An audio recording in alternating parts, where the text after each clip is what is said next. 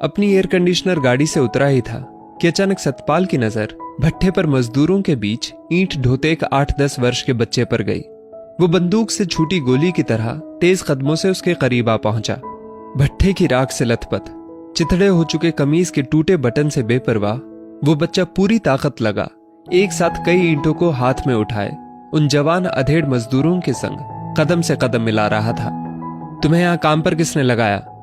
हाथों में उठा रखी ईंटें वहीं जमीन पर फिकवा कर लगभग डांटते हुए उसका हाथ पकड़ सतपाल उसे उन मजदूरों से अलग ले आया। बाबूजी, काम करने दीजिए ना, मेरे बापू को चोट लगी है। बच्चा अपना काम छूटता देख सतपाल से विनती करने लगा। चोट कैसे लगी तेरे बापू को? सतपाल ने बच्चे का हाथ छोड़ दिया। यहीं भट्ठे पर ईंटें लोड करते वक्त ट्रैक्टर की ट्रॉली बापू के पैर पर गिर गई थी। उस बच्चे को जितना मालूम था उसने बता दिया। इलाज कराया? सतपाल ने बच्चे से जानना चाहा। नहीं, पैर की हड्डी टूट गई है, काम पर नहीं आ पाते, पैसे भी नहीं है। यहां काम पर तुझे तेरी माँ ने भेजा है? बच्चे की उम्र और इस कठिन काम को देखते हुए उसे काम पर भेजने वाले और काम पर रखने वाले दोनों पर सतपाल को गुस्सा आ रहा था। नहीं, माँ ने तो मुझे स्कूल भेजा था। फिर तुम यहां क्यों चले आए? स्कूल में मुझे तो खिचड़ी मिल जाती है, लेकिन माँ बापू भूखे रह जाते हैं।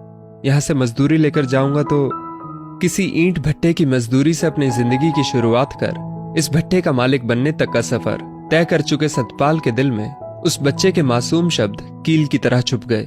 उसने बच्चे की बात बीच में ही काट उसकी कमीज पर जमी भट्टे की राख को अपने हाथों से झाड़ते हुए पूछा, पढ़ाई में मन लगता है? हाँ, हमेशा स्कूल में मास्टर जी मुझे ही मॉनिटर बना पूरी क्लास के सामने गिनती पहाड़ा दोहराने को कहते हैं।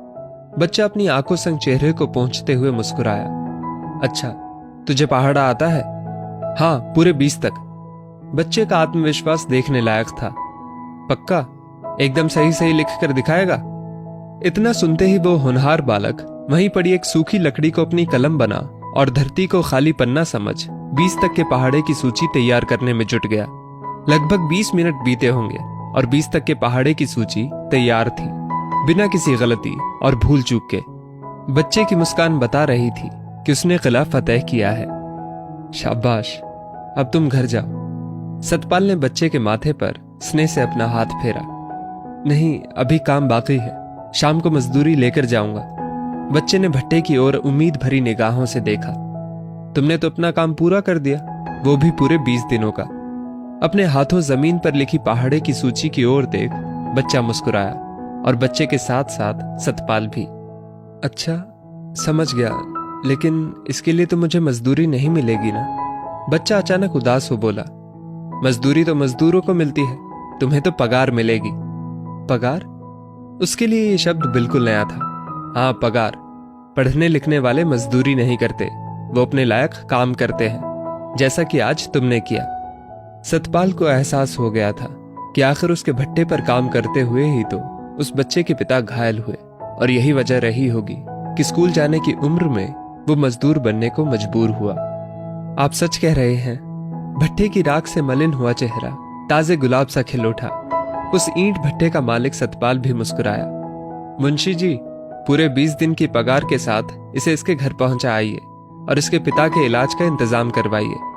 अपने मालिक के अचानक भट्टे पर पहुंचने की खबर सुन अभी अभी कहीं से दौड़ भागकर वहां तक पहुंचा मुंशी अपनी लापरवाही पर शर्मिंदा, किंतु अपने मालिक की भावनाओं को समझ पाने में असमर्थ, हैरान था।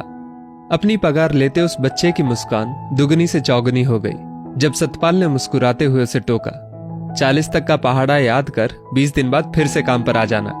उस बच्चे की मुस्कान में मानो अचानक उसका खुद का बचपन मुस्कुरा उठा था। दोस्तों, इस स्टोरी को लेकर आपकी क्या राय है? नीचे कमेंट करके जरूर बताइएगा, और ऐसी ही और भी बेहतरीन वीडियोस के लिए हमारा पेज जरूर फॉलो करें। धन्यवाद।